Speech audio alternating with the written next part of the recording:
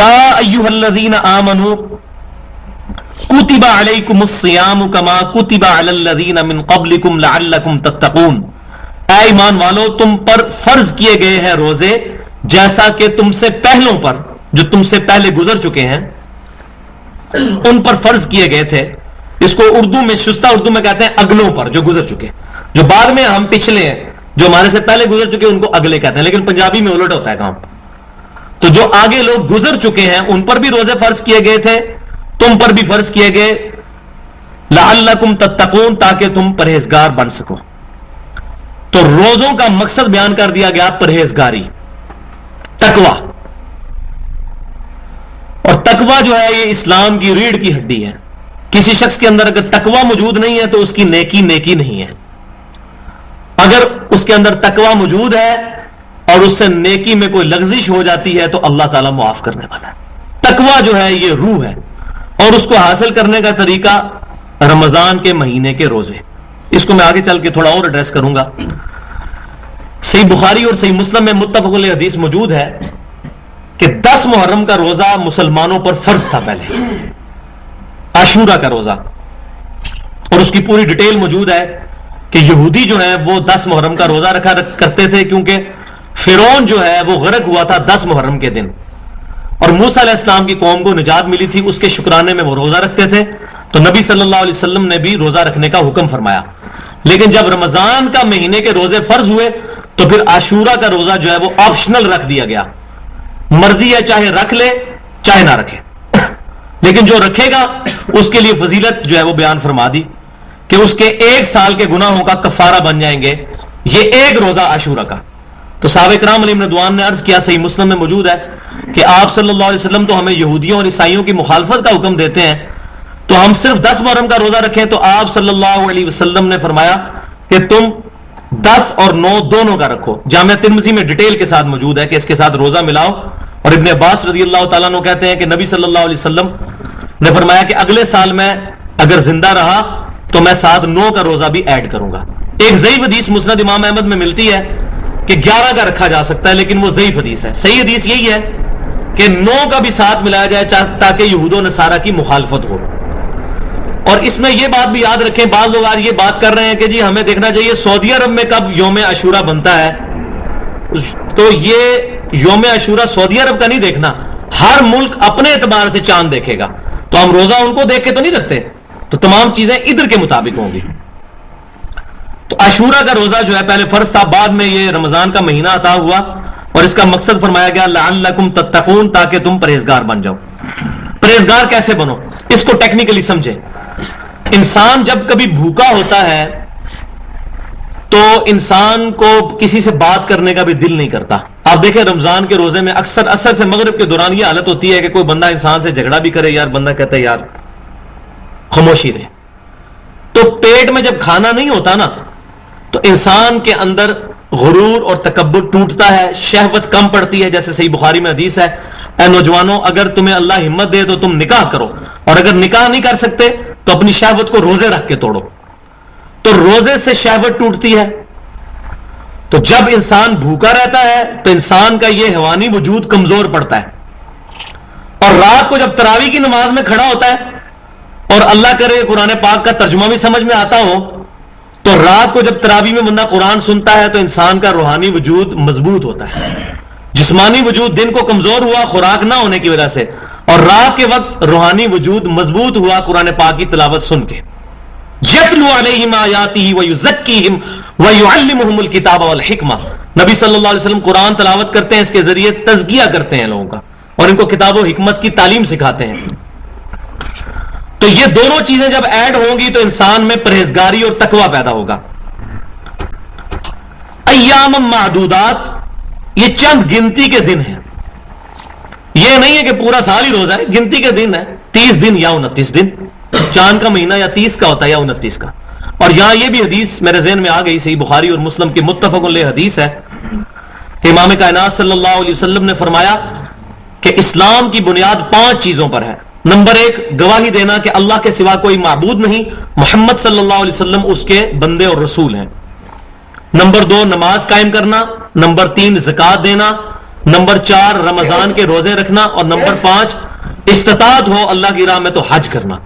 تو اسلام کے جو بنیادی 5 پلرز ہیں، جن 5 ستونوں پر اسلام کی بلڈنگ کھڑی ہے، ان میں سے ایک روزہ بھی ہے۔ ایام معدودات، چند گنتی کے روز ہیں۔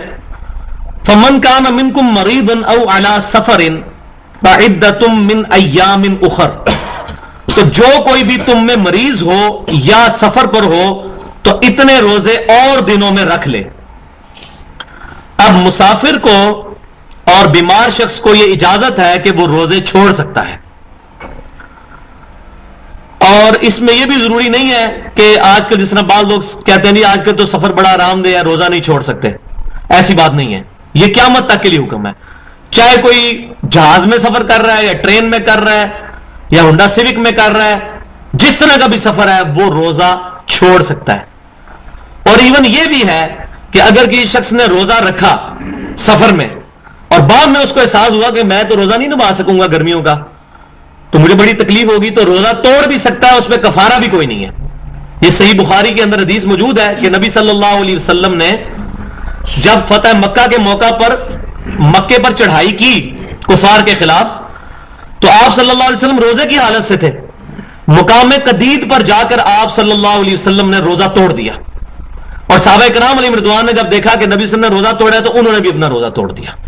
قربان جائیں امام کائنات صلی اللہ علیہ وسلم کی پیروی کرنے والے صحابہ کرام کے، کہ انہوں نے کوئی ریزن نہیں دیکھی، آپ صلی اللہ علیہ وسلم نے روزہ توڑا، انہوں نے بھی توڑ دیا۔ ادھر ہم لوگوں کو قرآن سے صحیح حدیث سے مسائل بتاتے ہیں، لوگ کہتے ہیں نہیں ہمارے بزرگ تو یہ کہتے ہیں۔ ہم کہتے ہیں بزرگ اس کو پکڑو جس کو اللہ نے ہمارا بزرگ بنا کر بھیجا ہے۔ باقی کسی بھی مکتبہ فکر کے جو بزرگ ہیں، ہر بندے کو اپنے مکتبہ فکر کے بزرگ بڑے پیارے ہیں۔ بریلویوں سے اگر آپ پوچھیں گے وہ کہیں گے جی ہمارے بزرگ بہت اچھے ہیں، یہ دیوبندی تو سارے گستاخ رسول ہیں۔ دیوبندی کہیں گے بریلویوں کے سارے بزرگ مشرک ہیں۔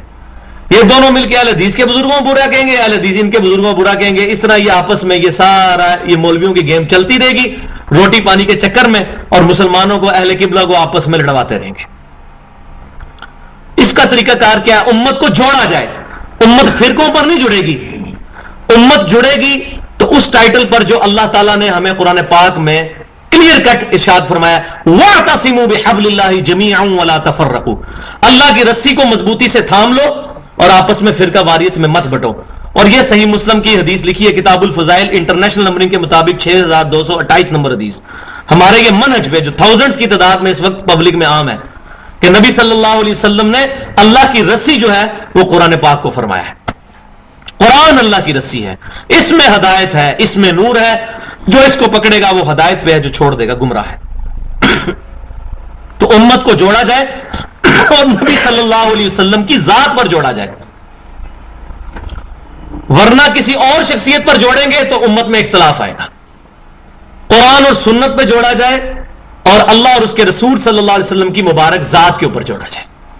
باقی جس کی عقیدت کسی سے ہے تو وہ کرتا رہے، لیکن یہ ذہن میں رکھے کہ جس سے وہ عقیدت رکھتا ہے اس کے خلاف اگر کوئی بات آئی امام کائنات صلی اللہ علیہ وسلم کی تو پھر اس کی بات نہیں مانے گا، نبی صلی اللہ علیہ وسلم کی بات مانے گا، کیونکہ بخاری اور مسلم کی متفق علیہ حدیث ہے، تم میں سے کوئی شخص اس وقت تک مومن ہی نہیں ہو سکتا جب تک کہ میں اسے اس کے ماں باپ، اولاد اور سب لوگوں سے بڑھ کر محبوب تر، عزیز تر نہ ہو جاؤں۔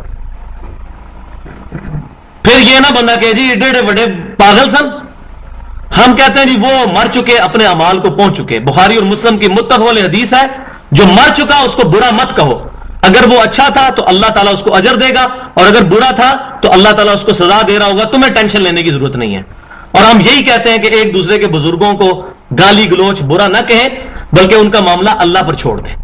لیکن یہاں یہ بات بھی یاد رکھیں، اس کا یہ مطلب نہیں ہے کہ اگر کسی کے بزرگ نے نبی صلی اللہ علیہ وسلم کی شان میں گستاخی کی ہے تو ہم وہاں خاموشی اختیار کریں گے، پھر تو ہم خود بے ایمان ہو جائیں گے۔ اگر اس وقت پاکستان کے اندر 14-15 لاکھ قادیانی یہ کہنا شروع کر دیں کہ غلام احمد قادیانی صاحب ہمارے بزرگ ہیں، آپ ان کی غلطیاں نہ نکالیں، تو ہم ان کی بات تو نہیں مان سکتے۔ جس نے حضور صلی اللہ علیہ وسلم کی شان میں گستاخی کی ہے وہ ہم پوائنٹ آؤٹ کریں گے، یہ ہمارے ایمان کا تقاضا ہے، وہ کسی کو بھی برا لگے۔ تو صحابہ کرام علیہ رضوان نے نبی صلی اللہ علیہ وسلم کو دیکھ کر روزہ توڑ دیا۔ اللہ اکبر، مجھے رکت طاری ہو جاتی ہے جب میں حدیث صحیح بخاری کی پڑھتا ہوں کہ انہوں نے پوچھا بھی نہیں یا رسول اللہ صلی اللہ علیہ وسلم آپ نے روزہ کیوں توڑا ہے. تو اس سے یہ پتا چلا کہ سفر کی حالت میں کسی نے روزہ رکھا ہے تو وہ روزہ توڑ بھی سکتا ہے, وہ گلٹی نہ فیل کرے کہ میں گناہ گار ہوں گا. نبی صلی اللہ علیہ وسلم نے بھی روزہ رکھا تھا اور پھر توڑ دیا. آپ کو اندازہ ہوا کہ یہ ذرا مشکل ہو جائے گا صحابہ کرام علیہم رضوان کے لیے نبھانا. ایام معدودات یہ آگے ہو چکا. فمن کانا منکم مریضا او علی سفر فعدۃ من ایام اخر, جو کوئی مریض ہو یا سفر پر ہو تو باقی دنوں میں گنتی پوری کر لے. یعنی کسی کے سفر میں 2-3 روزے رہ گئے ہیں تو وہ رمضان کے بعد روزے رکھ سکتا ہے. وعلی الذین یطیقونہ فدیۃ طعام مسکین, اور وہ لوگ جو کہ بڑی مشکل سے روزے کو نبھا سکیں, جو طاقت نہ رکھ سک رہے ہوں, ان کے لیے ہے فدیۃ طعام مسکین کہ وہ کسی مسکین کو فدیہ دے سکتے ہیں.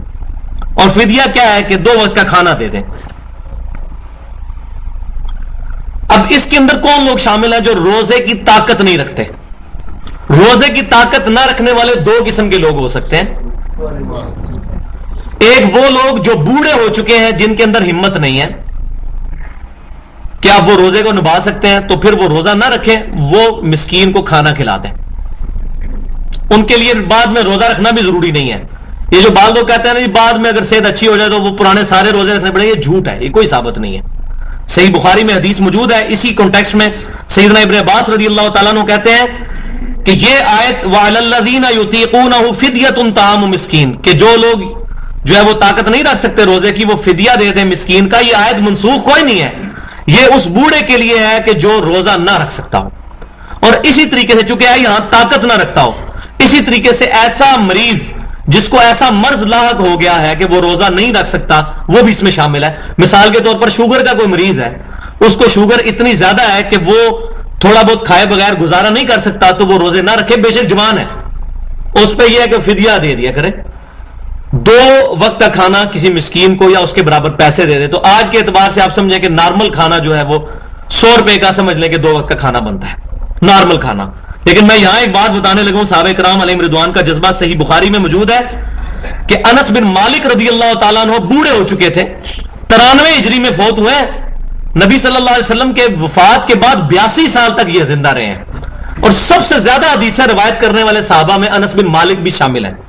پہلے نمبر پر سیدنا ابو ہریرہ ہے رضی اللہ تعالیٰ عنہ, دوسرے نمبر کے اوپر سیدنا انس بن مالک رضی اللہ تعالیٰ عنہ ہے, تیسرے نمبر کے اوپر حضرت عائشہ رضی اللہ تعالیٰ عنہ ہے, پھر اس کے بعد جو ہے عبداللہ بن عباس, جابر بن عبداللہ, ابو سعید خدری رضی اللہ تعالیٰ عنہ اجمعین, یہ سارے صحابہ کرام.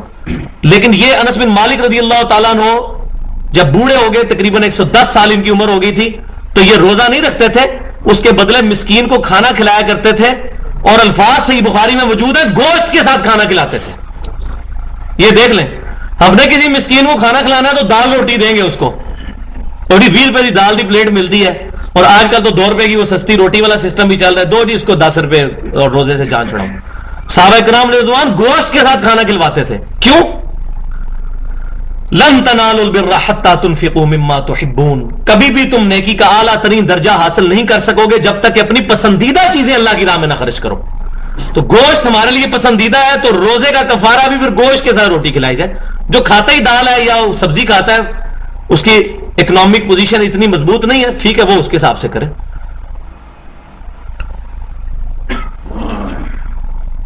فمن تطوع خیرا فهو خیر له, اور جو کوئی خوشی سے زیادہ نیکی کرنا چاہے تو اس کے لیے زیادہ بہتر ہے. مثال کے طور پر اگر کوئی شخص ایسا بیمار تھا کہ اس نے روزے کا فدیہ بھی دے دیا اور بعد میں کہتا ہے کہ چلو میں روزہ بھی رکھ لیتا ہوں, مجھے اللہ نے ہمت دی ہے, تو وہ نیکی میں جتنا مرضی آگے بڑھے اللہ تعالیٰ اس کے وہ نفلی روزے کے طور پر قبول کر لے گا. وَأَن تَصُومُوا خَيْرٌ لَكُمْ, اور اگر تم روزہ رکھو تو یہی تمہارے حق میں بہتر ہے. إِن كُنتُمْ تَعْلَمُونَ, اگر تم اس کو جانتے ہوتے, روزہ رکھنا تمہارے لیے بہتر ہے. تو اس میں یہ اقوال بھی ملتے ہیں کہ پہلے یہ آپشن موجود تھا کہ جو بندہ سفر میں ہے اس کی مرضی ہے, چاہے تو روزہ رکھ لے اور روزے کے بدلے کسی مسکین کو کھانا کھلا دے, بے شک وہ صحت مند بھی ہے. تو بعض لوگوں کا یہ مفسرین کا خیال ہے کہ یہ اس کانٹیکسٹ میں ہے کہ جو بندہ سفر میں ہے اس وقت اس کے لیے دونوں آپشن موجود تھے, لیکن بعد میں آ رہا ہے کہ پھر کیٹاگوریکل ڈینائی آ گیا کہ نہیں, جو سفر میں ہے وہ اس کے بدلے روزہ ہی رکھے گا. تو یہاں اس کی طرف اشارہ ہے کہ روزہ رکھو تو بہتر ہے بجائے مسکین کو کھانا کھلانے کے, لیکن یہ حکم بعض کے نزدیک منسوخ ہے اس کانٹیکسٹ میں.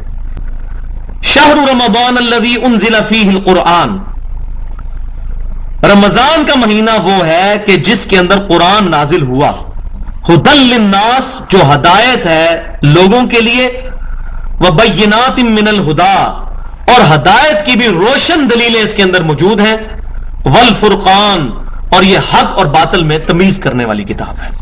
اللہ اکبر، اس پہ اب میں بولوں تو 1 گھنٹہ چاہیے کم از کم اس پورشن کے اوپر، کہ اللہ تعالیٰ نے رمضان کی تعریف کرتے ہوئے کہا کہ بھئی رمضان کا مہینہ وہ مہینہ ہے جس میں قرآن نازل ہوا، انا انزلناہ فی لیلۃ القدر، پوری ایک سورت آئی ہے لیلۃ القدر کے بارے میں۔ اے وہ قرآن جو ہدی للناس، پوری انسانیت کے لیے ہدایت ہے، صرف مسلمانوں کے لیے نہیں، صرف پاکستان، انڈیا اور سعودی عرب کے لیے نہیں، پوری کائنات کے لیے ہدایت ہے، تمام لوگوں کے لیے، وبینات من الہدی، اور ہدایت کی بھی روشن دلیلیں اس کے اندر موجود ہیں، والفرقان، اور حق اور باطل میں تمیز کرنے والی۔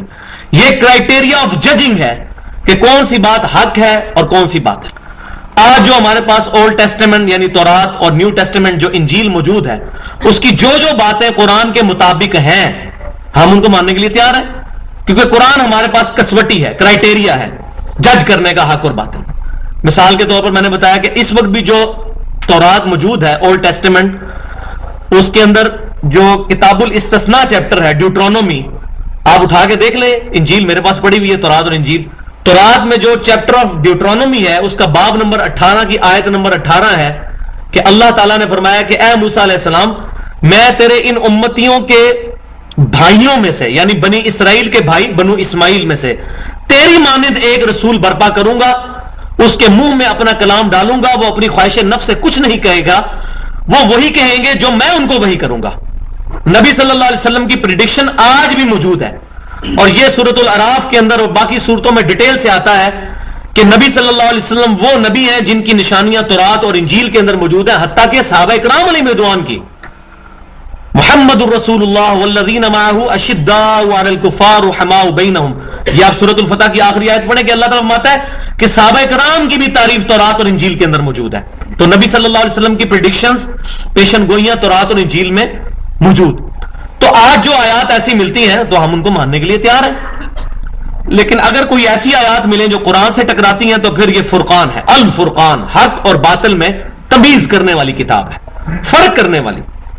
اور الحمدللہ یہی الفاظ نبی صلی اللہ علیہ وسلم کے بارے میں بھی آئے ہیں، صحیح بخاری میں حدیث ہے، محمد فرق بین الناس، محمد صلی اللہ علیہ وسلم لوگوں میں حق اور باطل کے درمیان فرق ہے۔ آج آپ نے دیکھنا نا کہ کون حق پر ہے اور کون باطل پہ ہے، تو فرق کیا ہے؟ محمد صلی اللہ علیہ وسلم۔ جو شخص اپنی نسبت امام کائنات، سید الاولین والآخرین، شفیع المذنبین، رحمت للعالمین، سیدنا و مولانا امام اعظم محمد الرسول اللہ صلی اللہ علیہ وسلم کے ساتھ جوڑتا ہے اور کہتا ہے کہ میں آپ صلی اللہ علیہ وسلم کا امتی ہوں اور میں آپ صلی اللہ علیہ وسلم کو اپنا امام مانتا ہوں، تو وہ الحمدللہ حق پر ہے، چاہے وہ بریلوی ہے، چاہے دیوبندی ہے، چاہے اہل حدیث ہے، شیعہ کوئی بھی ہے، پریکٹیکلی اگر وہ اپنی اس چیز کو مانتا ہے۔ ان گروہوں کے نام رکھنے سے کوئی فرق نہیں پڑتا۔ اور لیکن اگر کوئی شخص امام کائنات صلی اللہ علیہ وسلم کو چھوڑ کر کبھی دوسری صدی، کبھی تیسری صدی، کبھی چوتھی صدی کے مولویوں کے ساتھ اپنی نسبت جوڑتا ہے، تو وہ سمجھ لے کہ محمد فرق بین الناس، محمد صلی اللہ علیہ وسلم فرق ہے حق اور باطل کے درمیان۔ ہمارے کلمے میں اللہ کے بعد محمد صلی اللہ علیہ وسلم کا مبارک نام آتا ہے، نہ تو ہمارے کلمے کے اندر کسی بزرگ کا نام آتا ہے اور نہ کسی عالم کا نام آتا ہے، محمد صلی اللہ علیہ وسلم، انہی کو ہم نے آئیڈیل بنانا ہے۔ لقد کان لکم فی رسول اللہ اسوۃ حسنہ، بے شک نبی صلی اللہ علیہ وسلم کی زندگی میں تمہارے لیے بہترین نمونہ ہے۔ تو قرآن بھی الفرقان ہے اور نبی صلی اللہ علیہ وسلم بھی الفرقان ہے، وہ کتابی شکل میں اور یہ پریکٹیکل آپ صلی اللہ علیہ وسلم کی مبارک ذات۔ فمن شاہد منکم الشہر فلیصم، تو جو کوئی بھی تم میں سے رمضان کا مہینہ پائے تو اس کو چاہیے کہ وہ روزے رکھے۔ تو یہ بالکل حکمیہ انداز آ گیا کہ جو بھی رمضان کے مہینے میں موجود ہوگا اس نے روزے رکھنے ہی رکھنے۔ ومن کان مریضا او علی سفر، اور جو کوئی بیمار ہو یا سفر پر ہو، فعدۃ من ایام اخر، تو وہ باقی دنوں میں اپنی گنتی پوری کر لے، युरीदु अल्लाहु बिकुमुल युस्रा वला युरीदु बिकुमुल उस्र, अल्लाह ताला तुम्हारे लिए आसानी चाहता है और अल्लाह ताला तुम्हारे लिए मुश्किल नहीं चाहता। अल्लाह की ये रहमत का तकाजा है कि तुम्हें इजाजत दे दी कि तुम सफर में रोजा छोड़ सकते हो, बीमारी में रोजा छोड़ सकते हो और बाकी दिनों में फिर पूरा कर लो। और इसमें यह भी बात याद रखें कि नबी सल्लल्लाहु अलैहि वसल्लम ने इसको मजीद एलेबोरेट किया है। जामिया तिरमिजी, सुनन अबी दाऊद, सुनन निसाई और सुनन इब्ने माजा, यानी सुनन अरबा, चारों किताबें सित्ता में जो है सहीहैन के बाद, उनमें यह हदीस मौजूद है कि सैयदना अनस बिन मालिक रज़ियल्लाहु ताला अन्हु कहते हैं कि नबी सल्लल्लाहु अलैहि वसल्लम ने मुसाफिर, दूध पिलाने वाली औरत और हामिला औरत को भी रोजे छोड़ने की इजाजत दी है। 3, मुसाफिर, दूध पिलाने वाली औरत और हामिला औरत, इसको भी रोजे छोड़ने की इजाजत दी है कि वो रोजे छोड़ सकती है। तो यहां ये मसला भी याद रखें कि एक औरत ऑलरेडी बच्चे को दूध पिला रही है तो वो रोजे छोड़ सकती है, जाहिर कमजोरी होती है। इसी दौरान उस पर प्रेगनेंसी आ गई, फिर 9 महीने के लिए रोजे छोड़ सकती है, फिर उसको आगे 2 साल के लिए दूध पिलाना है। तो बाज़ औक़ात शादी के बाद 6-7 साल औरत के इसी तरह गुजरते हैं कि या तो वो हामिला होती है या दूध पिला रही होती है। लिहाजा ये बाज़ भाइयों ने हमारे यहां इंडिया पाकिस्तान में ये मसला गाड़ लिया कि जी वो अब 6 साल के बाद सारे रोजे वो रखेगी। भाई ये चीज तो बिल्कुल अनबिलीवेबल है। अल्लाह तबारक व तआला जुल्म करने वाला नहीं है। अल्लाह ताला ये फरमा रहा है मैं आसानी चाहता हूं, तो वो उसी कैटेगरी में आएगी जो पिछली आयत के अंदर आ चुका है कि वअलल्लज़ीना युतीक़ूनहु फ़िद्यतुन ताअमु मिस्कीन। तो वो मिस्कीन को अगर औरत खाना खिला देती है, हामिला या दूध पिलाने वाली औरत, तो अब उसको रोजों की गिनती पूरी करने की जरूरत नहीं है। लिहाजा ये मसला जो हमारे इंडिया पाकिस्तान में आम किया हुआ है मौलवियों ने कि नहीं वो 6 साल या 7 साल के रोजे इकट्ठे फिर रखेगी, तो कैसे रखेगी? तो वो ये कि साथ साथ फिदिया देती जाए तो उसके लिए है, लेकिन मुसाफिर यह है कि रोजे रख ले। वलितुकमिलुल इद्दता वलितुकब्बिरुल्लाह अला मा हदाकुम वलअल्लकुम तशकुरून, ताकि तुम इस रोजों की गिनती को पूरा करो और अल्लाह की तकबीर बुलंद करो, अल्लाह की बड़ाई बयान करो इस बात पर कि उसने तुम्हें हदायत दी और ताकि तुम शुक्र करने वाले बनो। तो इसमें यह बात भी इशारतन आ गई कि जब रोजे पूरे होंगे तो हमने तकबीर बुलंद करनी है, और वो अल्हम्दुलिल्लाह सुन्नत से साबित है कि नबी सल्लल्लाहु अलैहि वसल्लम, सही बुखारी में हदीस मौजूद है कि जब ईद की नमाज के लिए जाते थे तो तकबीरात पढ़ते थे, अल्लाहु अकबर ला इलाहा इल्लल्लाह वल्लाहु अकबर वलिल्लाहिल हम्द। तो ये उसी की तरफ इशारा है, वलितुकमिलुल इद्दता, ताकि तुम गिनती पूरी करो, और जब गिनती पूरी हो गई वलितुकब्बिरुल्लाह अला मा हदाकुम, फिर अल्लाह की तकबीर बुलंद करो।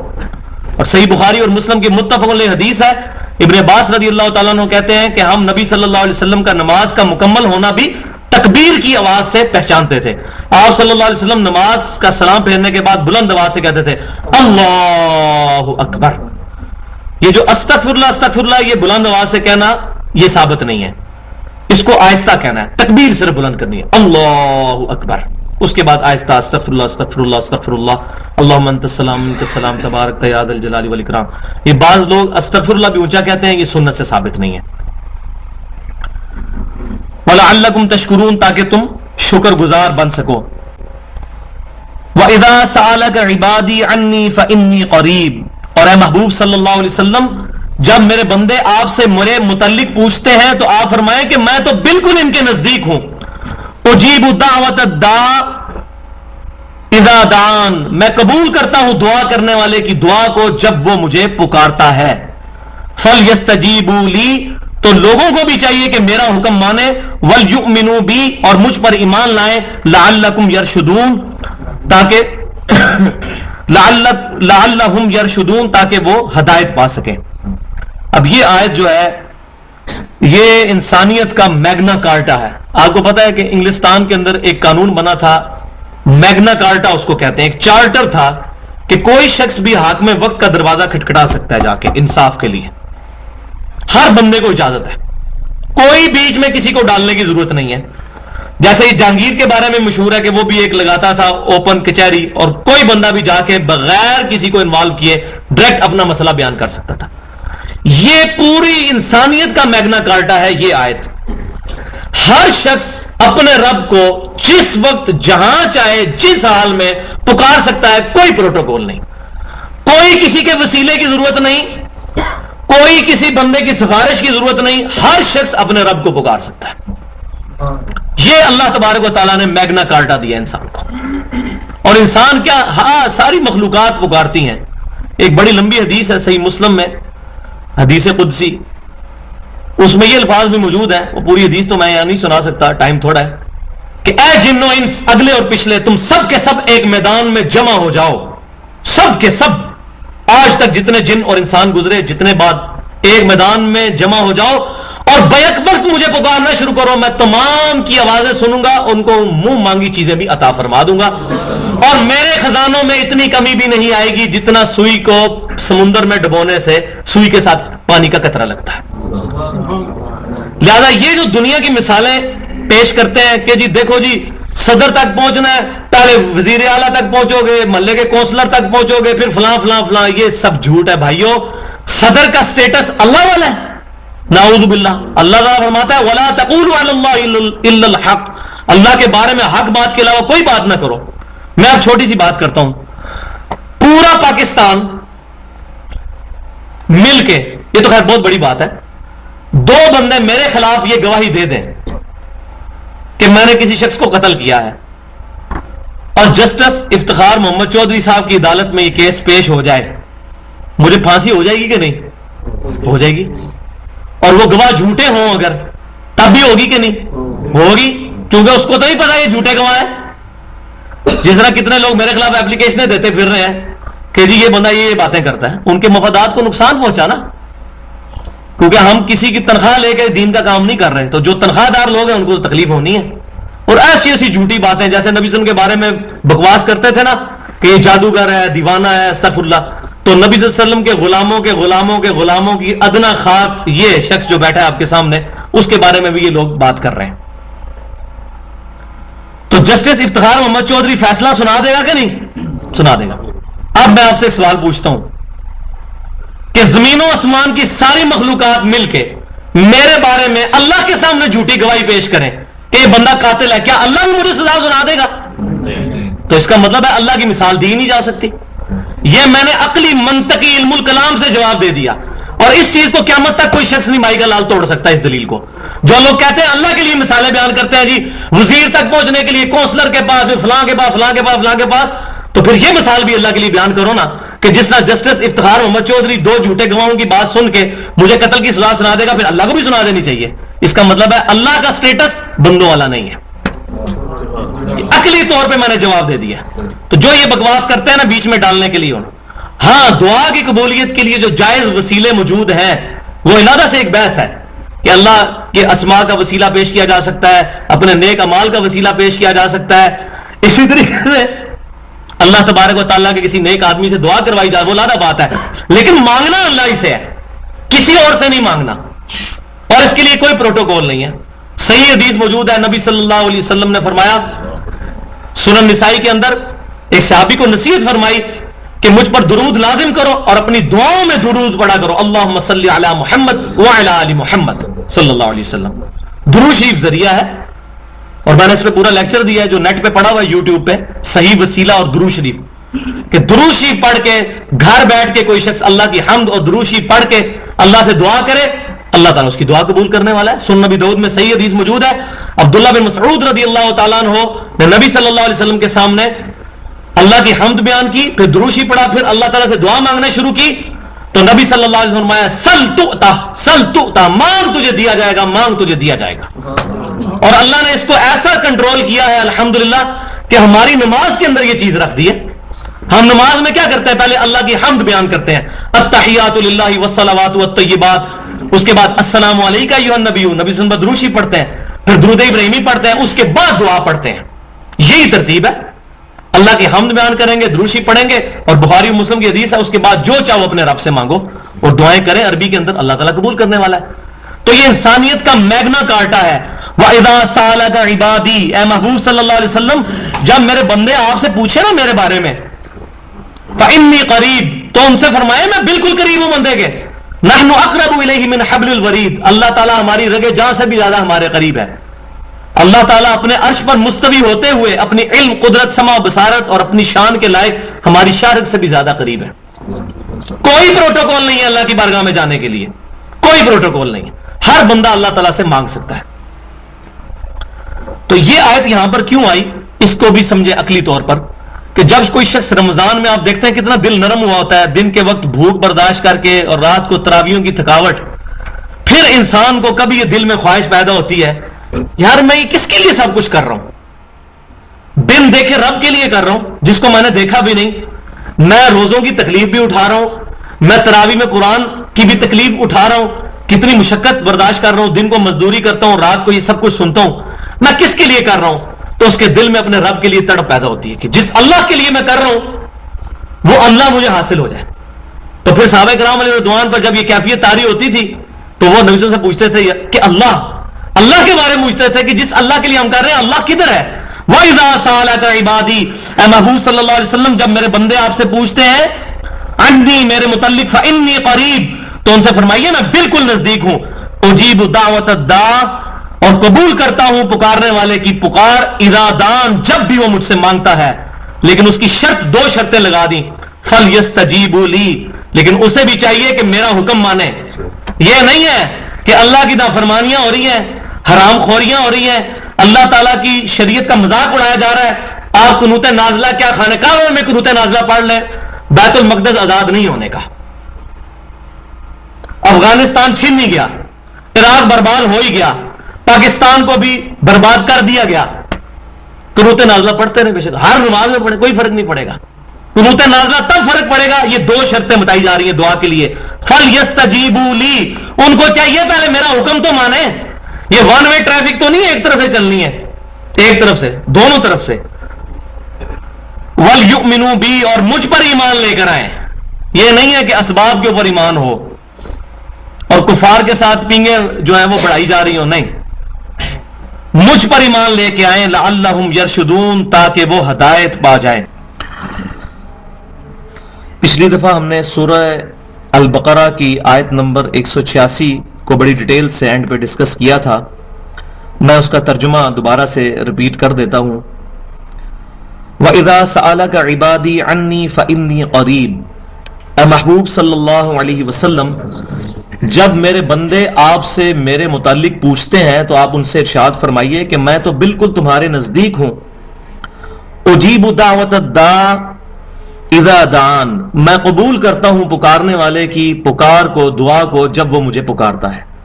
تو میں نے عرض کیا تھا یہ پوری انسانیت کا میگنا کارٹا ہے۔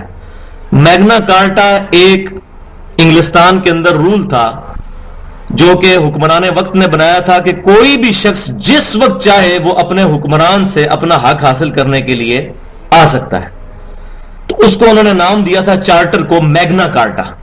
انسانیت کا میگنا کارٹا یہ آیت ہے کہ ہر شخص ہر حال میں ہر جگہ پر اپنے رب کو پکار سکتا ہے، کوئی پروٹوکول نہیں ہے اللہ تبارک و تعالیٰ کی بارگاہ میں جانے کا، ہر شخص کا پرسنل ریلیشن شپ اپنے رب کے ساتھ ڈیولپ ہو سکتا ہے جب چاہے جہاں پر چاہے، لیکن اس کے لیے شرط کیا ہے؟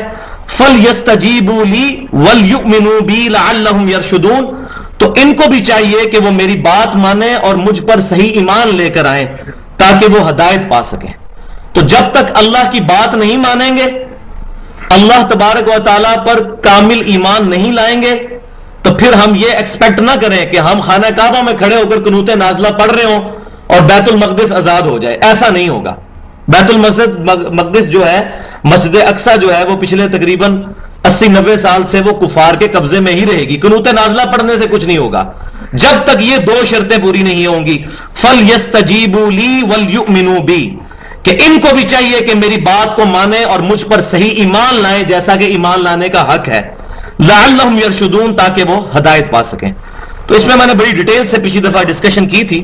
آج میں اس کانٹیکسٹ میں جو میں نے پچھلی دفعہ وعدہ کیا تھا کہ میں ایک حدیث آپ کو سناؤں گا اسی ریفرنس میں، وہ حدیث امام محمد بن عیسیٰ ترمذی رحمۃ اللہ علیہ المتوفى 279 ہجری اپنے شورۂ آفاق مجموعہ حدیث جامعہ ترمذی میں لے کر آئے ہیں، کتاب صفت القیامہ چیپٹر میں حدیث نمبر ہے 2516 انٹرنیشنل نمبرنگ کے مطابق، اور اس کے راوی ہیں سیدنا عبداللہ بن عباس رضی اللہ تعالی عنہما۔ وہ روایت کرتے ہیں کہ میں ایک دن رسول اللہ صلی اللہ علیہ وسلم کے پیچھے سواری پر بیٹھا ہوا تھا، تو آپ صلی اللہ علیہ وسلم نے مجھے وصیت فرمائی. وہ وصیت کیا ہے؟ اے بیٹے تو اللہ کے احکام کی حفاظت کر، اللہ تیری حفاظت کرے گا. اللہ کے حقوق کا خیال رکھ، تو اسے اپنے سامنے پائے گا. یعنی جب تو اللہ تبارک و تعالیٰ کے حقوق کا خیال کرے گا تو اللہ تبارک و تعالیٰ بھی ہر مشکل، ہر پریشانی میں تیرا خیال فرمائے گا. اور پھر فرمایا کہ جب بھی تو سوال کرے تو صرف اللہ ہی سے کرنا، اور جب بھی مدد طلب کرنا تو صرف اللہ ہی سے مدد طلب کرنا. اور جان لے کہ اگر پوری امت بھی جمع ہو کر تجھے ذرے کے برابر فائدہ پہنچانا چاہیں اور اللہ نہ چاہے تو نہیں پہنچا سکیں گے، اور پوری امت مل کر تجھے ذرے کے برابر نقصان پہنچانا چاہے اور اللہ نہ چاہے تو نہیں پہنچا سکیں گے. تقدیر کے صحیفے جو ہیں ان سے قلم اٹھا لیے گئے ہیں اور وہ صحیفے خشک ہو چکے ہیں. یعنی جو تیرے مقدر میں ہے وہ تجھے ملنا ہے. اللہ تبارک و تعالیٰ کے علاوہ کسی اور ہستی کی طرف رجوع نہ کرنا، اللہ تعالیٰ کے علاوہ کسی اور ہستی سے مدد طلب نہ کرنا. اور جہاں بھی یہ مدد کی بات ہو رہی ہوتی ہے، میں نے پہلے بھی عرض کیا، اس سے مراد غائب میں مدد ہے. ایز فار ایز ظاہری اسباب آر کنسرن، کہ جو ہمارے ظاہری اسباب ہیں تو وہ تو اختیار کرنے ہیں ہم نے. وَتَعَاوَنُوا عَلَى الْبِرِّ وَالتَّقْوَى، نیکی اور پرہیزگاری کے کاموں میں ایک دوسرے کی مدد کرو. اسی طریقے سے قرآن پاک پورے کا پورا اس پر ہے کہ اسباب کی نفی نہیں کرنی. جس طرح ہمارے پاکستان انڈیا میں ایک بہت بڑی جماعت ہے، جب وہ توحید بیان کرتی ہے تو اسباب کی بھی نفی کرتی ہے. اسباب کی نفی نہیں ہے اسلام میں. یہ تصوف کے من گھڑت عقائد ہیں جو کہ اسباب کی نفی کرتے ہیں. ہم یہ کہتے ہیں اسباب ہم اختیار کریں گے، عقیدہ مسبب الاسباب پر رکھیں گے. اس چیز کو سمجھیں. امام کائنات صلی اللہ علیہ وسلم کی جامعہ ترمذی میں حدیث ہے، پہلے اونٹ کو باندھو پھر اللہ پر توکل کر.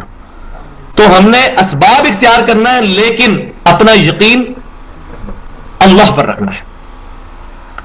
سورج کو اللہ تعالیٰ نے زمین کی تمام زندگی کا سبب بنایا ہے، لیکن سورج کو نہیں پکاریں گے اللہ کو. نہ سورج کو پکار سکتے ہیں، نہ فرشتوں کو پکار سکتے ہیں، نہ انبیاء کرام علیہ السلام کو پکار سکتے ہیں، نہ اولیاء اللہ کو پکار سکتے ہیں مدد کے لیے غائب میں. کیوں؟ ایاک نعبد و ایاک نستعین. یہ 5 وقت ہمارا اپنے رب سے عہد ہے. اے اللہ عبادت بھی صرف تیری کریں گے اور غائب میں مدد صرف تجھی سے مانگیں گے. دا اپروپریٹ ٹرانسلیشن آف ایاک نستعین یہ ہے کہ ہم دعا صرف تجھ سے کریں گے، غائب میں مدد تجھ سے. لہذا یہ جو ہمارے معاشرے میں ایک بہت خطرناک قسم کی نعت چل رہی ہے، فرشتوں یہ پیغام دے دو کہ خادم تمہارا سعید آ رہا ہے، یہ کلمات شرکیہ ہے. اگرچہ یہ دیوبند کے ایک بہت بڑے مفتی کے لکھے ہوئے ہیں، اللہ تعالیٰ ان کو رجوع کرنے کی توفیق دے. ہماری کسی کے ساتھ ذاتی دشمنی نہیں ہے، لیکن اصلاح کرنا یہ ہماری رسپانسبلٹی ہے.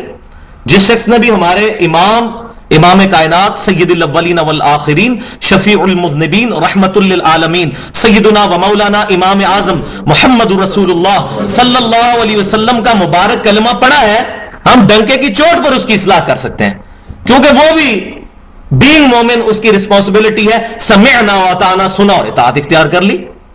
تو غلطی تو کسی کو بھی لگ سکتی ہے. غلطی سے پاک تو صرف انبیاء کرام علیہ السلام ہے کہ ان سے گناہ سرزد نہیں ہو سکتے، اس کے بعد کسی کو بھی غلطی لگ سکتی ہے، تو اصلاح کی جائے. لہذا فرشتوں کو نہیں پکار سکتے فرشتوں یہ پیغام دے دو.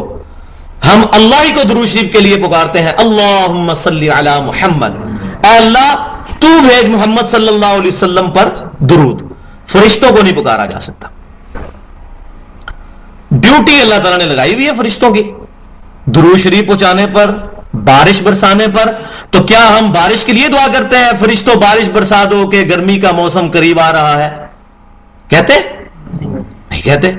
کیوں؟ کہ بارش کے لیے صلاۃ الاستسقاء امام کائنات صلی اللہ علیہ وسلم نے تعلیم فرمائی ہے.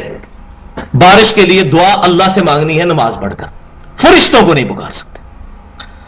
تو یہ نبی صلی اللہ علیہ وسلم نے تعلیم فرمائی اس حدیث شریف میں کہ جب بھی مصیبت اور پریشانی آئے تو غائب میں مدد کے لیے صرف اللہ ہی کو پکارنا ہے. احل لکم لیلۃ الصیام الرفث، تمہارے لیے حلال کر دیا گیا ہے رمضان کی راتوں میں اپنی بیویوں کی طرف جانا. الی نسائکم، اپنی بیویوں کے ساتھ صحبت کرنا یہ رمضان کی راتوں میں تمہارے لیے حلال کر دیا گیا ہے. ہن لباس لکم وانتم لباس لہن، تمہاری بیویاں تمہارا لباس ہیں اور تم ان کا لباس ہو. یہ بڑی ہی شرم کے پردے کے اندر گفتگو کی جا رہی ہے. ظاہر ہے کہ بیوی سے زیادہ انسان کے قریب کوئی نہیں ہوتا. سب سے قریب یہ انسان کا لباس ہے نا, تو لباس کا اور ہمارا تو کوئی پردہ نہیں ہے. لباس تو خود پردے کا سبب ہے. اسی طریقے سے بیوی کے ساتھ بھی کوئی پردہ نہیں اس طرح کا. بیویاں جو ہیں وہ مردوں کی لباس کی مانند ہے, اور مرد جو ہے وہ بیویوں کے لباس کی طرح ہے. علم اللہ انکم کنتم تختانون انفسکم فتاب علیکم وعفا عنکم.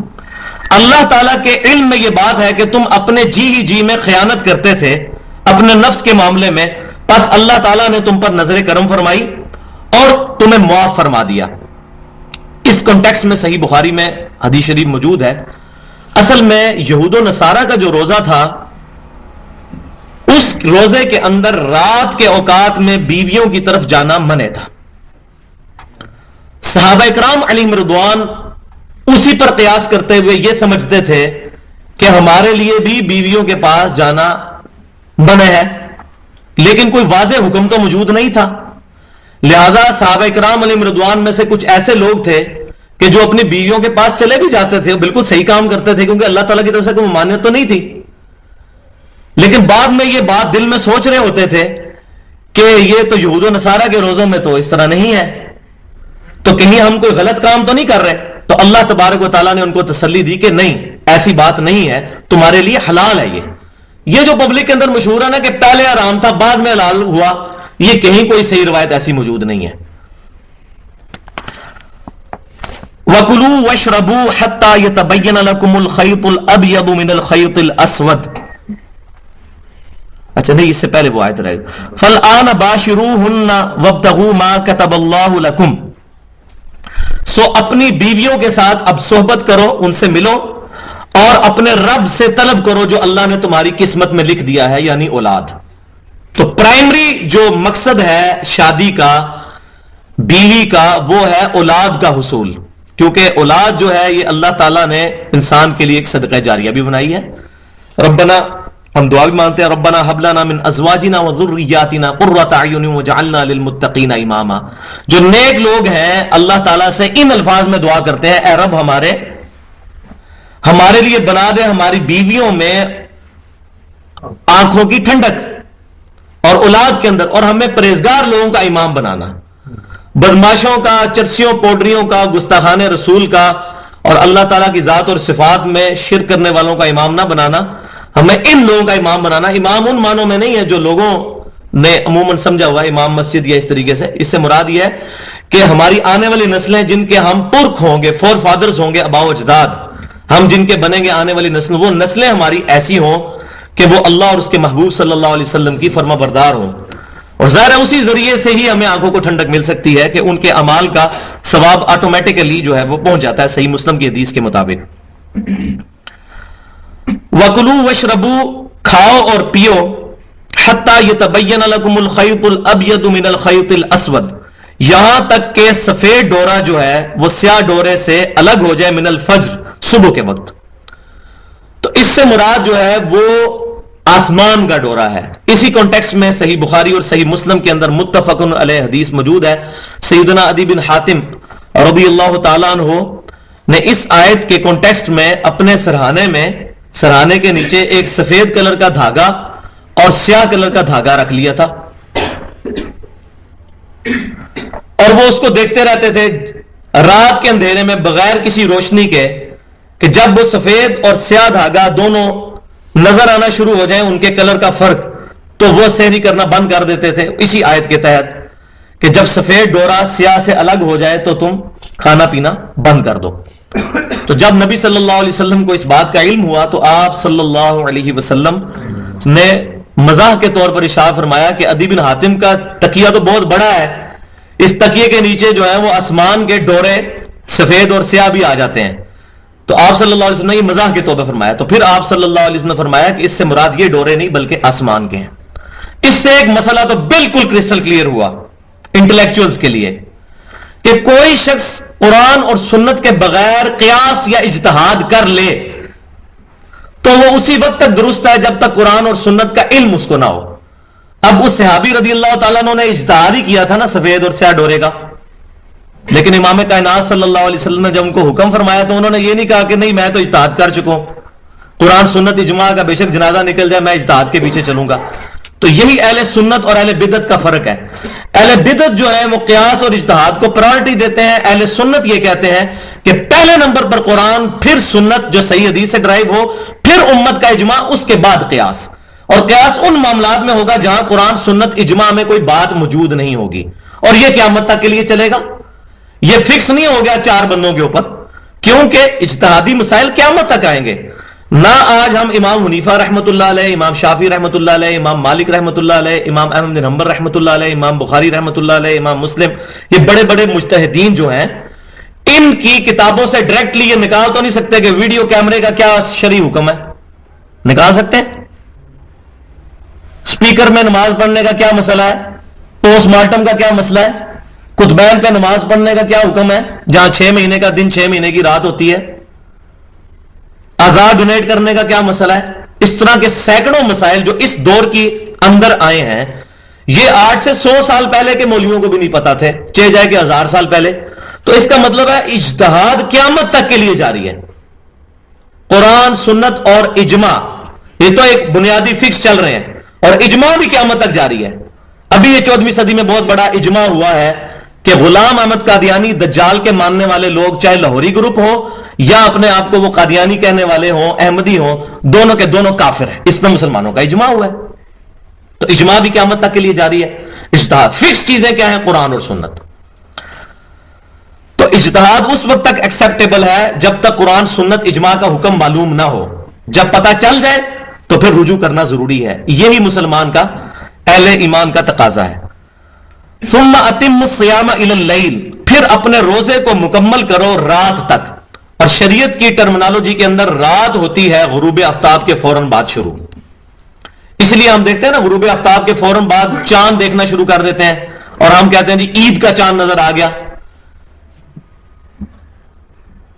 وہ کیوں کہہ رہے ہوتے ہیں؟ کیونکہ شوال کی پہلی تاریخ شروع ہو جاتی ہے مغرب کے فوراً بعد، تو مغرب ہوتے ہی روزے کو افطار کر لینا ہے۔ اچھا، یہاں پر میں 1-2 مسئلے بھی بیان کر دوں کہ صحیح بخاری اور صحیح مسلم کی متفق علیہ حدیث ہے کہ سحری کھایا کرو، سحری میں برکت ہے۔ لہذا یہ بعض لوگ اپنی عادت بنا لیتے ہیں، رات کو لیٹ سوتے ہیں اور صبح ان کی لیٹ آنکھ کھلتی ہے، پھر بڑا فخریہ بتاتے ہیں کہ آج میرا 8 پیرا روزہ ہے۔ یہ 8 پیرا روزہ رکھنا کوئی فخر کی بات نہیں ہے، یہ جان بوجھ کے اس کی روٹین بنانا گناہ ہے، کیونکہ نبی صلی اللہ علیہ وسلم نے ترغیب دلائی ہے سحری کھانے کی۔ اس طریقے سے اپنے اوپر، جو کہ یہود و نصارہ کے رہبان اپنے اوپر زبردستی کی پابندیاں لگا کر اور اس طرح کے ایکٹیویٹیز پرفارم کیا کرتے تھے، اور وہ اس کی باقیات و سیئات ہماری امت میں بھی موجود ہیں صوفیاء کی ٹرمنالوجی کے اندر کہ جی 1 مہینے تک کچھ کھانا پینا نہیں ہے، ٹھیک ہے۔ تو اس طریقے سے اسلام اس چیز کی اجازت نہیں دیتا کہ رہبانیت کو اختیار کیا جائے۔ اور دوسری بات، امام کائنات صلی اللہ علیہ وسلم کی صحیح مسلم میں حدیث ہے کہ اہل کتاب اور ہمارے روزے کے درمیان جو فرق ہے وہ سحری کے کھانے کا ہے، وہ نہیں اس کو کھاتے، ہم نے کھانا ہے۔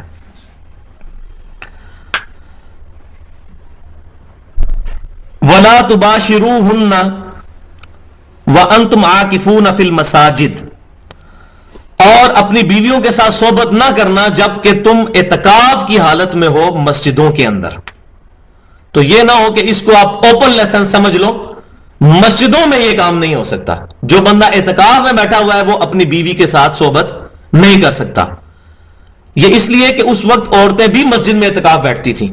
یہ گھروں کے اندر جو ایک خلاف سنت چیز شروع ہوئی ہے ہمارے انڈیا پاکستان کے کلچر میں خصوصاً، کہ لوگ گھروں کے اندر اعتکاف بیٹھتے ہیں، یہ کہیں سے نہیں ثابت۔ اعتکاف مسجد میں ہی ہوگا۔ صحیح بخاری اور مسلم کی احادیث اٹھا کے دیکھیں کہ امہات المومنین جو تھیں وہ بھی مسجد میں ہی اعتکاف فرمایا کرتی تھی، ان کے خیمے بھی مسجد میں لگا کرتے تھے۔ تو یہ اس کانٹیکسٹ میں قرآن سے بھی یہ بات اشارتاً سمجھ آ رہی ہے کہ اپنی بیویوں سے صحبت نہیں کر سکتے جب تم اعتکاف کی حالت میں ہو، کیونکہ وہ بھی اعتکاف ساتھ کرتی تھی مسجد میں۔ ہاں، جہاں پر فتنے کا مسئلہ ہو، آج بھی حرم شریف میں، مسجد نبوی شریف میں اور بیت اللہ شریف میں ہزاروں عورتیں اعتکاف کرتی ہیں، عورتوں کا علیحدہ پورشن بنا ہوا اعتکاف کرنے کا۔ اگر کسی مسجد میں اس طرح کا اہتمام ہو اور سیکیورٹی والا سلسلہ ہو تو مسجد میں اعتکاف عورت کرے۔ باقی گھر کے اندر جو اعتکاف کرتے ہیں یہ کوئی سنت سے ثابت نہیں، کسی صحیح حدیث سے ثابت نہیں ہے. تلک حدود اللہ، یہ اللہ کی حدیں ہیں. فلا تقربوها، تو ان کے قریب بھی مت جانا. توڑنا تو بڑی دور کی بات ہے، اللہ کی حدوں کے قریب بھی مت جانا. جو اللہ تعالیٰ نے باؤنڈریز اور لمیٹیشنز لگا دی ہیں قرآن اور سنت کی، ان سے باہر نہ نکلنا. کذالک یبین اللہ آیاتہ للناس لعلہم یتقون، بالکل اللہ تبارک و تعالیٰ اسی طرح بیان فرماتا ہے آیات لوگوں کے لیے تاکہ وہ تقوی اختیار کریں. اللہ تعالیٰ اپنی آیات کو کھول کھول کر بیان فرما رہا ہے. اللہ تبارک و تعالیٰ یہ باتیں کرنے سے شرم نہیں فرماتا، کیونکہ مسئلہ بات سمجھانا ہے. تو اس کے لیے اگر بات ایمبیگوس رہ جائے، کوئی بندہ غلط رزلٹ نکال دے، اللہ تبارک و تعالیٰ نے قرآن میں آیات کو کھول کھول کر بیان فرمایا. اور باقی قرآن پاک کی تشریح امام کائنات صلی اللہ علیہ وسلم کی صحیح احادیث میں موجود ہے. تو روزے کی حکمت کا جو ایپیکس اور کلائمیکس آیا تھا 186 نمبر آیت کے اندر، وَإِذَا سَأَلَكَ عِبَادِي عَنِّي فَإِنِّي قَرِيبٌ، جس کو میں نے کہا تھا انسانیت کا میگنا کارٹا ہے. اب روزوں کے احکام کے عروج کیا ہے، اس کا ایپیکس کیا ہے، وہ آیت آ رہی ہے جو کافی عرصے تک جو قرآن پاک کے اسٹڈی کرنے والے لوگ ہیں اس پر پریشان رہتے ہیں کہ یہ رمضان کے روزوں میں یہ آیت کیوں آئی اس چیپٹر کے اندر، اس رکوع کے اندر. وَلَا تَأْكُلُوا أَمْوَالَكُمْ بَيْنَكُمْ بِالْبَاطِلِ وَتُدْلُوا بِهَا إِلَى الْحُكَّامِ، اور مت کھاؤ آپس میں ایک دوسرے کا مال باطل طریقے سے، اور اس مال کے ذریعے یعنی کہ اس کو رشوت دے کر إِلَى الْحُكَّامِ اپنے حاکموں کی طرف رجوع نہ کرو. لِتَأْكُلُوا فَرِيقًا مِّنْ أَمْوَالِ النَّاسِ بِالْإِثْمِ وَأَنْتُمْ تَعْلَمُونَ، تاکہ تم یوں کھا لو کچھ لوگوں کے مال کا حصہ جبکہ تم جانتے ہو کہ مال حرام جو ہے اللہ تعالیٰ کو ناپسند ہے. تمہارے علم میں یہ بات کہ مال حرام ہے. یہ آیت یہاں پر کیوں آئی؟ اس کی آیت کی تو میں نے حکمت بتائی تھی کیوں آئی، کہ جب انسان دن کے وقت روزہ رکھ کے اپنا حیوانی وجود جو ہے وہ کمزور کرتا ہے اور رات کو تراویح میں کھڑا ہو کر قرآن سن کر اپنے روحانی وجود کو مضبوط کرتا ہے، تو پھر اس کے دل میں تڑپ پیدا ہوتی ہے اپنے رب کے لیے، تو وہ پھر بے ساختہ پکار اٹھتا ہے. وَإِذَا سَأَلَكَ عِبَادِي عَنِّي فَإِنِّي قَرِيبٌ. نبی صلی اللہ علیہ وسلم سے صحابہ اکرام علیہم رضوان پوچھتے تھے کہ اے نبی صلی اللہ علیہ وسلم، ہم جس اللہ کو بن دیکھے اس کی عبادت کے لیے اتنی تکلیف اٹھا رہے ہیں وہ کہاں ہے؟ تو فرمایا گیا وہ تمہارے بالکل قریب ہے. نحن اقرب الیہ من حبل الورید. اور یہ اللہ تبارک و تعالیٰ کی شان ہے کہ اللہ تعالیٰ اپنے عرش پر مستوی ہوتے ہوئے ایک ایک انسان ہر مخلوق کی شارک سے بھی زیادہ اس کے قریب ہے. اس کا علم، اس کا سمع، بصر، یہ تمام جو کوالٹیز ہیں، اس کی قدرت، ہر چیز کا احاطہ کی ہوئی ہے. اللہ تعالیٰ بندے میں حلول نہیں کیا ہوا. اللہ تعالیٰ اپنی مخلوق سے الگ اپنے عرش پر مستوی ہے، اپنے علم، قدرت، سمع اور بصارت کے ساتھ کائنات کی ہر چیز کا ایک ایک ذرے کا احاطہ کیا ہوا ہے. زمین کی گہرائیوں میں چلنے والی ایک چیونٹی، اس کے پاؤں سے جو لکیر بنتی ہے وہ بھی اللہ تعالیٰ کے علم میں ہے. یہ اللہ تعالیٰ کا کامل علم ہے. اور پھر رمضان کے اندر تو ایک خصوصیت ہے کہ وہاں پر شب قدر ہے. صحیح بخاری اور مسلم کی متفق علیہ حدیث ہے کہ جس نے اللہ تعالیٰ کی رضا کی خاطر اللہ تعالیٰ کے ساتھ اخلاص رکھتے ہوئے ثواب کی نیت کے ساتھ شب قدر کا قیام کیا، اللہ تعالیٰ اس کے پچھلے سارے گناہ معاف کر دے گا. اور شب قدر کے اندر تو پوری رات اللہ تعالیٰ کی طرف سے ندا آتی ہے کوئی بخشش کا طلبگار میں اس کو بخش دوں، ہے کوئی روزی مانگنے والا میں اس کو عطا کروں. اور روزانہ، یہ بخاری اور مسلم کی متفق علیہ حدیث ہے، اللہ تعالیٰ اپنے عرش سے آسمان دنیا پر نزول فرماتا ہے جیسا کہ اس کی شان کے لائق ہے. اس کی کوئی تشبیہ نہیں بیان کی جا سکتی. لیس کمثلہ شیء، اللہ تعالیٰ کی مثل کوئی شے نہیں ہے. اللہ تعالیٰ کے ہاتھ ہیں لیکن ان ہاتھوں کی مثل نہیں. اور نہ ہم یہ کہہ سکتے ہیں کہ ہاتھ سے مراد قدرت ہے، یہ بھی باطل تعویل ہے. اسی طریقے سے ہاتھ کی مثال دینا یہ بھی باطل ہے. اللہ کے ہاتھ ہیں جیسا کہ اس کی شان کے لائق ہے. اللہ کی پنڈلی جیسا کہ اس کی شان کے لائق ہے. اسی طریقے سے اللہ کی 2 آنکھیں صحیح مسلم میں ہے جیسا کہ اس کی شان کے لائق ہے. ہم اس کی پکچر میں، مینٹل پکچر میں نہیں پڑیں گے. تو اب یہ وہ چیز آ رہی ہے کہ جب کوئی شخص روزے رکھتا ہے تو اس کا کیا لٹمس ٹیسٹ، جس کو کیمسٹری کی لینگویج میں کہتے ہیں، آپ نے کوئی ایلیمنٹ چیک کرنا ہو اس کا لٹمس ٹیسٹ ہوتا ہے. روزوں کی قبولیت کا لٹمس ٹیسٹ یہ ہے کہ آپ کا رزق حلال ہونا چاہیے. پہلی آیت یہاں سے شروع ہوئی تھی، اب آ جائیں ادھر. یا ایھا الذین آمنوا کتب علیکم الصیام کما کتب علی الذین من قبلکم لعلکم تتقون. تم پر روزے اس لیے فرض کیے گئے تاکہ تم متقی بن جاؤ. اور تقوی کا لٹمس ٹیسٹ اس رکوع کے آخر میں آ گیا, ولا تاکلوا اموالکم بینکم بالباطل وتدلوا بها الى الحکام لتاکلوا فریقا من اموال الناس بالاثم وانتم تعلمون. مت تم مال کو ذریعہ بناؤ, ایک دوسرے کا مال ناجائز طریقے سے ہڑپ کرنے کی کوشش مت کرو, اور اپنے حکام کو رشوت دے کر ان کی طرف اپروچ مت کرو تاکہ اس کے ذریعے سے لوگوں کا مال نہ کھاؤ جبکہ تم یہ جانتے بھی ہو. بھائیو, جس کا رزق حلال نہیں ہے نا, نہ اس کی پگڑی, نہ اس کی داڑھی, نہ اس کی نمازیں, نہ اس کی شلوار ٹخنوں سے اوپر کرنا اس کو اللہ کی بارگاہ میں بچا سکتا ہے. رزق حلال is the litmus test of taqwa. یا ایھا الذین آمنوا اتقوا اللہ حق تقاتہ. اے ایمان والو, اللہ کا تقوی اختیار کرو جیسا کہ تقوی اختیار کرنے کا حق ہے. تو حق کیا ہے کہ رزق حلال, یہ مین چیز ہے جو کہ آج کے دور کا بہت بڑا مسئلہ ہے. مجھے کئی لوگوں نے اس پہ پرسنلی یہ بات مجھے کہی ہے کہ اس پہ بھی ایک ریسرچ پیپر لکھا جائے رزق حلال کے اوپر, اس کی امپورٹنس کے اوپر, کیونکہ بڑے بڑے دیندار لوگ ہیں جو رزق کے معاملے میں حرام کا شکار ہے. بلکہ پاکستان میں تو ایسے مفتی پیدا ہو گئے جنہوں نے سود کو بھی حلال کر دیا, استغفر اللہ, اسلامی بینکنگ کے نام کے اوپر.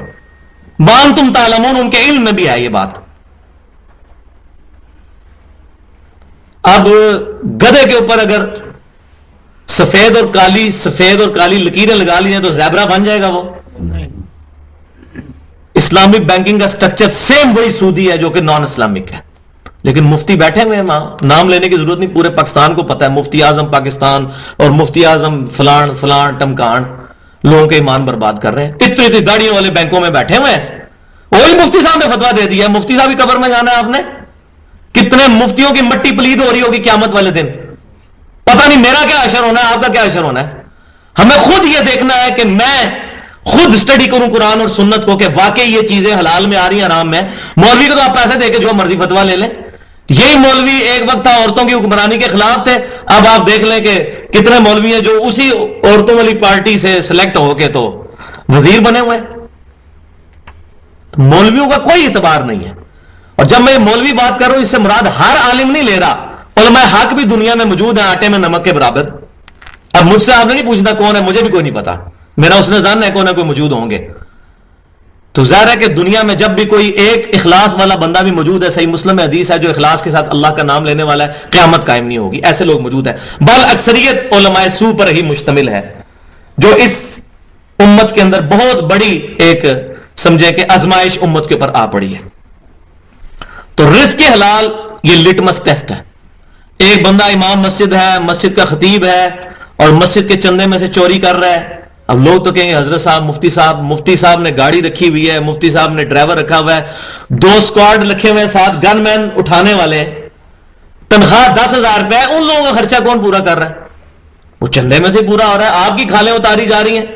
یہ جو رمضان کے اندر کھالیں, جو عید کے موقع پہ, بڑی عید کے موقع پہ کھالیں اکٹھی ہوتی ہیں, یہ انہی کاموں میں لگتی ہیں. مجھے اس لیے پتا ہے کہ میں اس سیٹ اپ سے باہر نکلا ہوں, تو اس لیے مجھے یہ چیزیں پتا ہے. بالکل اوپن سیکرٹ ہے. میں منسٹری آف ڈیفینس میں 18ویں گریڈ کا آفیسر ہوں. میں نہیں گاڑی رکھ سکتا, 2 باڈی گارڈ نہیں رکھ سکتا. لیکن آپ یہ دیکھ لیں, امام مسجد ہوتے ہیں, انہوں نے رکھے ہوتے ہیں. کہاں سے دے رہے ہیں؟ مسجد کے چندوں میں سے. آپ نمازیں ان کے پیچھے پڑھ رہے ہوتے ہیں. وہی بندہ سال پہلے سائیکل پہ پھر رہا ہوتا ہے, اپنا لادہ مدرسہ بناتا ہے, گاڑی اس کے نیچے آ جاتی ہے. ہم حضرت صاحب کہتے نہیں تھکتے. تو بھائیو یہ اللہ کو پتا ہے. ابھی ایجنسیز کے لوگوں نے, صحیح العقیدہ ایک بھائی نے مجھے بتایا, موحد ہمارا بھائی ہے جس نے ماشاءاللہ خود باشرہ ہے, وہ بتا رہا ہے کہ مانسر, یہ جو نوشہرہ کے اندر ایک مفتی پکڑے گئے ہیں. میں مکتبہ فکر کا نام نہیں لیتا, آپ کو میں مطلب علادہ سے بتا دوں گا. ایک مفتی بہت بڑے وہاں جو کینٹ کی جامع مسجد کے امام تھے 15-20 سال سے, ان کو پکڑا گیا اس جرم میں کہ یہ جو ہے وہ را کے ایجنٹ ہیں انڈیا کے. جب ان کے کپڑے اتارے گئے, ان کے ختنے بھی نہیں تھے ہوئے. وہ ہندو تھا بندہ, 15 سال سے وہ مفتی صاحب بنا ہوا تھا. تو میں سوچ رہا تھا اس مفتی صاحب کے پیچھے کتنے لوگوں نے اپنے سر بھی پٹوائے ہوں گے.